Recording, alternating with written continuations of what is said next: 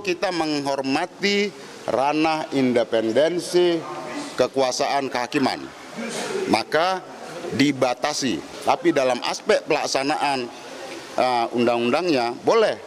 Katakan umpama ada aspek suap di sana, ada aspek kong kali kong di sana, boleh.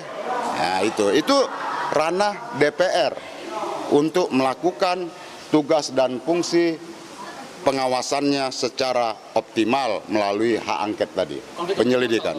Assalamualaikum warahmatullahi wabarakatuh. Kembali bersama dengan saya Agus Rahmat Pawirwitsu. Senang sekali malam hari ini saya bisa menyapa sahabat-sahabat semuanya. Salam integritas. Ada berita yang sangat menarik pada hari ini, yaitu berkaitan dengan salah satu anggota DPR dari PDIP, yaitu Masinton, yang mengusulkan hak angket DPR terhadap Mahkamah Konstitusi. Tentu ini menjadi perdebatan yang sangat seru, karena ada sebagian pihak yang memaknai bahwa hak angket itu tidak kepada yudikatif, ya, tapi ada yang sebagian pun juga memaknai bahwa hak angket itu bisa diperluas, ya, pemahaman yang diperluas kepada yudikatif. Nah, tapi sebelum nanti kita membahas itu, ya kita baca sebentar. Majelis Kehormatan. Supaya itu saya kira supaya DPR itu juga berfungsi menjalankan fungsi pengawasan juga. DPR itu harus menggunakan fungsinya untuk mengawasi dengan menggunakan semua hak yang dia punya, termasuk hak angket. Bagus. Karena ini masalah serius. Kehormatan Mahkamah Konstitusi, ya, MKMK merespon usulan anggota DPR fraksi PDIP Masinton Pasaribu soal hak angket terhadap Mahkamah Konstitusi. Ketua MKMK Profesor Jimmy Asidik mendorong hak angket itu agar DPR menjalankan fungsi pengawasannya. Hak angket, ya baik itu saya kira supaya DPR itu juga berfungsi menjalankan fungsi pengawasannya. Hak-hak DPR itu banyak yang nggak dipakai. Hak angket, hak bertanya itu bagus. Itu saya dukung saja, kata Jimmy kepada wartawan di gedung Mahkamah Konstitusi pada tadi siang, ya, hari Rabu 1 November 2023. Nah, Jimmy mengatakan mekanisme soal hak angket sudah diatur oleh DPR. Dia menyerahkan hal itu kepada DPR. Ia tanya di DPR, kan ada di dalam tata tertib. Hak angket itu kan penyelidikan, ada hak bertanya, ada interpelasi. Itu pertanyaan kelembagaan. Hak bertanya individu, anggota, interpelasi itu pertanyaan institusi. Kalau angket itu sudah lebih maju lagi penyelidikannya, ujarnya. Ini Prof. Jimmy mengatakan laporan dugaan pelanggaran etik dan perilaku hakim konstitusi merupakan masalah serius. Sehingga katanya DPR harus ikuti menggunakan fungsi pengawasannya. DPR itu harus menggunakan fungsinya untuk mengawasi dengan menggunakan semua hak yang dia punya, termasuk hak angket. Bagus saja karena itu masalah serius, ujarnya. Ya, artinya memang Pak Profesor Jimmy Asidik ini memberikan ruang, tetapi tidak menjelaskan secara detail, ya, seperti apa dan bagaimana, karena kembali menyerahkan kepada DPR RI. Nah, sebelumnya Masinton mengusulkan hak angket, ya, hak angket terhadap Mahkamah Konstitusi. Masinton mengungkap putusan MK soal syarat capres dan cawapres dalam pertimbangan usulan angket tersebut. Nah, kita tahu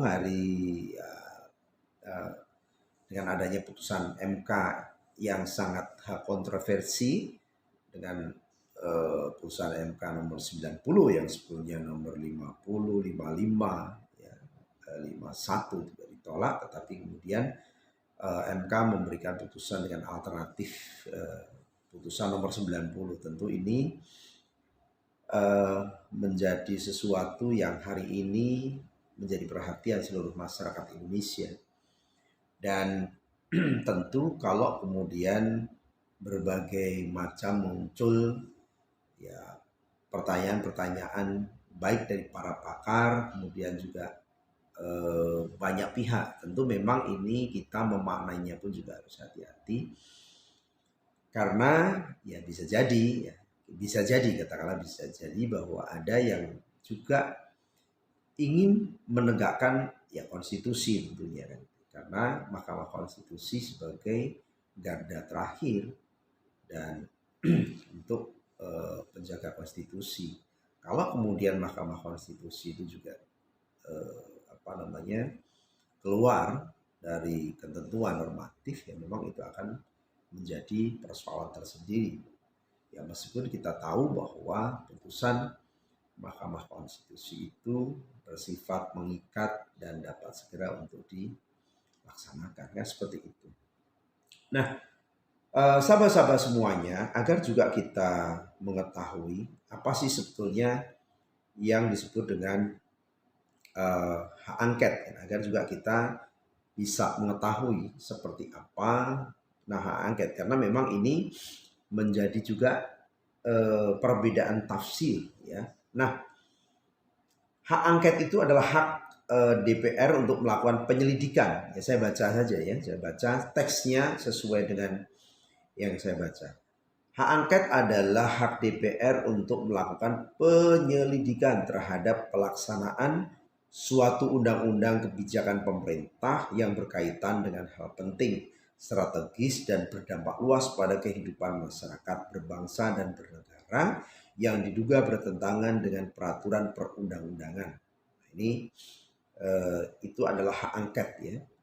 Nah, aturan berkaitan dengan hak angket ini diatur dalam Undang-Undang nomor 17 tahun 2014 tentang Majelis Permusyawaratan Rakyat, Dewan Perwakilan Rakyat, Dewan Perwakilan Daerah, dan Dewan Perwakilan Rakyat Daerah. Nah, pasal 73 ya, dalam hal pejabat negara dan atau pejabat pemerintah sebagaimana dimaksud pada ayat 2 tidak hadir memenuhi panggilan setelah dipanggil 3 kali berturut-turut tanpa alasan yang sah, DPR akan menggunakan hak interpelasi, hak angket, atau hak menyatakan pendapat, atau anggota DPR dapat menggunakan hak mengajukan pertanyaan.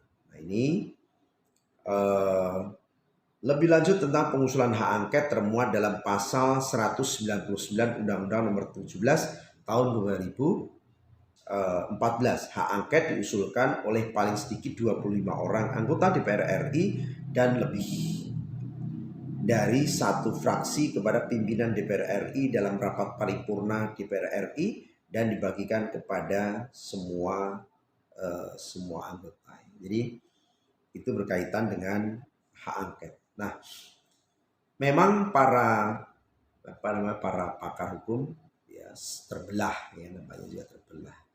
Ada yang menyatakan ya, tadi juga Pak Dr. Khair Ramadan juga menyatakan ya menghormati tetapi tidak termasuk dalam hak angket terhadap yudikatif ya. Tapi kalau menurut tafsir dari ya pendapat dari Pak Dr.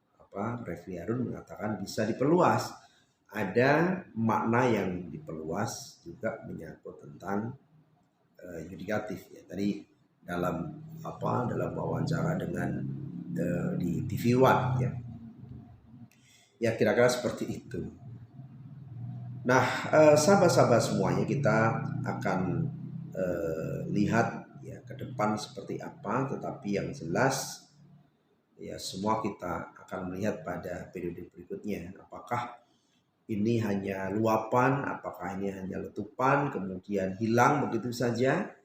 Ya, apakah kemudian ini bergulir? Ya, apakah ini bergulir terus saja bergulir step by step. Kita lihat ke depan ya.